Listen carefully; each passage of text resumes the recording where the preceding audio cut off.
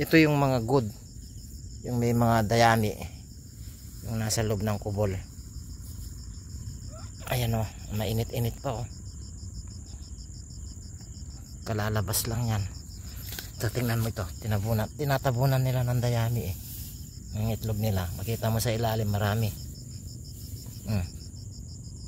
Dami yan, hanggang sa ilalim yan.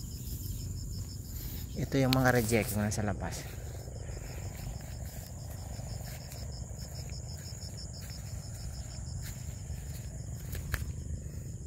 Ganda niyan. Doon, nagkalat yan.